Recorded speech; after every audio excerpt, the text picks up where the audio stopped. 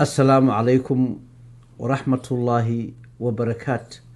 اللهم اجعل هادينا مهتدين. إلهو نغدي كوا هنونسان دادك نهانونيا دمان دادك سوماليا برنامج كفاعو كداوانا سومالي كرنيان تي في كان دقيسانا راديو بورا ميسي كي ام اس 102.7 اف ام مانتو مالين جمعة بيشا شوال كو كنا فربغول أفرتانية تدبا وافقسان لباتنكي مارج لبكون لحية لبات waxa barnaamijka maanta marti noogu ah sheekh xasan cabdisalaan oo kala mid ah culimada Soomaaliyeed oo runtii sheekh xasan aanan muddo is arag maantana aanu ku wada ciidnay magaalada Madiinatu Munawwara iyadoo ay tahay ciidul fitri. waxa aan sheekha halkan ku soo dhaweynayaa oo aad iyo aadna ugu mahadnaqayaa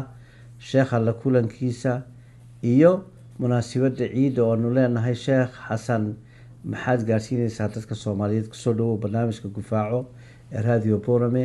Somali Kanti fi wani wata fatira Xamed Sultan Ali Cilmi. بسم الله الرحمن الرحيم الحمد لله رب العالمين والصلاة والسلام على نبينا محمد وعلى آله وصحبه وسلم. بعد السلام عليكم ورحمة الله وبركاته. marka koowaad ilaahay baa mahad leh subxaanahu wa tacaala munaasabadan qaaliga ah maanta ii qadaray inaan kula kulmo walaalkay Xamed Sultan Ali Cilmi oo runtii muddo aad iyo aad u dheer waxba afka lagaba dhowray 4 sanadood ugu yaraan ay soo kala dambeysay inaan ku kulanno maanta maalin ciideed ciidii ciidul fitrigi Madiina Munawwara magaalada barakaysnayd magaalada Nabi Maxamed sallallahu alayhi wasallam loogu magac daray Madiinatu Rasuul salawaatu rabbi wa salaamu alayhi. runtii ku kulanay muddo dheer kadib waxay tahay farxad iyo nasiib wanaag waan ku faraxsanahay. ilaahay baan ugu mahadnaqayaa munaasabada. runtii marka hore waxaan salaamayaa ummadda islaamka ah oo dhan dhammaantood meel ku nool yihiinba carabi iyo cajamba.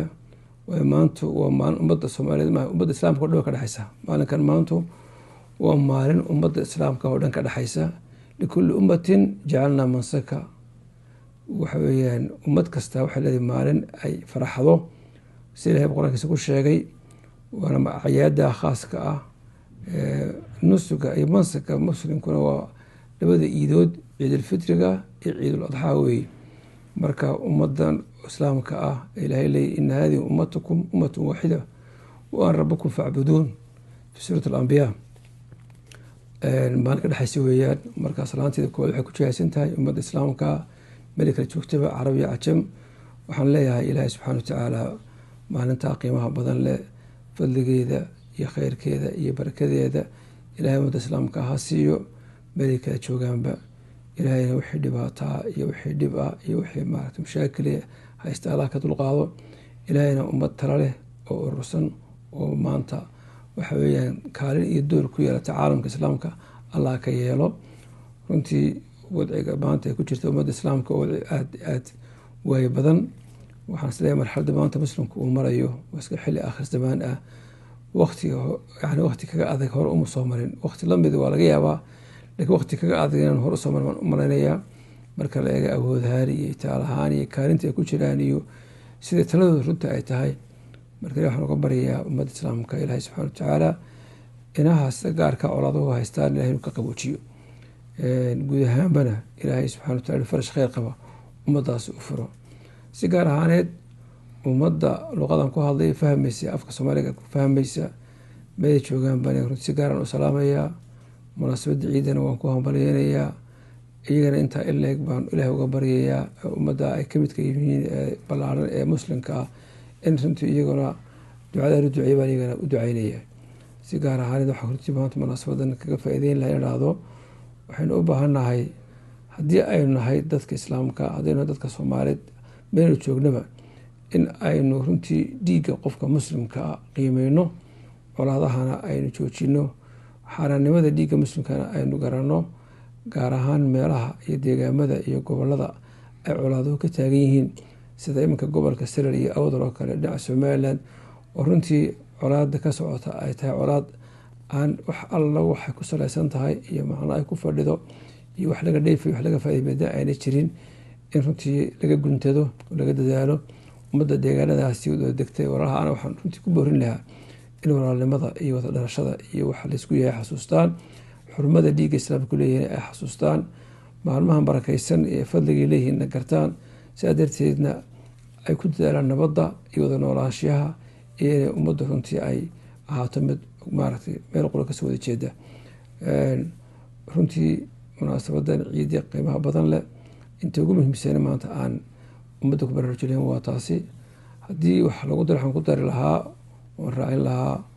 ummaddeenu waxay u baahan tahay inay dib u noqoto shareecada islaamka kitaabka ilaahay ku noqoto taasay wax ku helaysaa taasay wax ku noqonaysaa taasay ku heshiin kartaa taasay isugu iman kartaa in la helo islaamnimo qawiya iyo shareecadii tadbiiqeeda iyo ummadda runtii diinteeda usoo noqoto ay maslaxadeeda adduunyo tiyada aakhiraba ay ku jiraan intaasaan runtii jeclaan maanta inaan kaga qayb galo munaasabadda waan idin salaamayaa waxaan u mahadnaqayaa mar labaad iyo mar saddexaadba walaalkii xaamid suldaan cali cilmi iyo t v-giisa Somali Canadian t v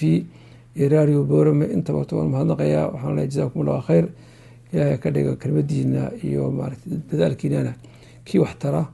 ee ummadda wacyiga ku kordhiya allah ka dhigo waan salaamayaa assalaamu calaykum waraxmatullahi wabarakaatu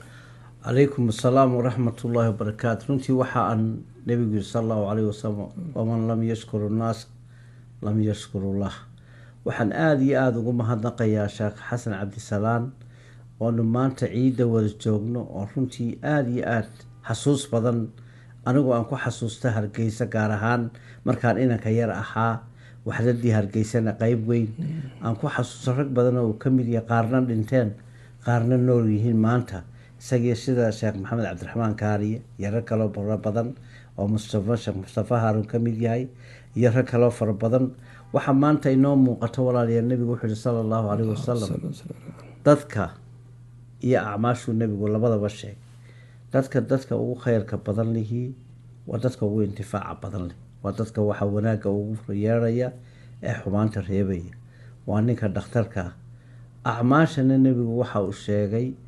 saruur alqalbi wax farax dadka gelinaya runtiina hadalkaa mugiyo miisaan kale dagaalkaa iyo colaadaha aan cidna faa-iido u lahayn ee maanta aynu arkaynana dadka degaanka iyo dadka intaba caqligale waa inay u guntadaan in islaax laga dhex dhaliyo sheekhana waxaan aada iyo aada ugu mahadnaqayaa mowduuca yaree gaaban ee uu haddana xikmadda fiican ku fadhiya oon leeyahay jasaaka allah khayran sheekh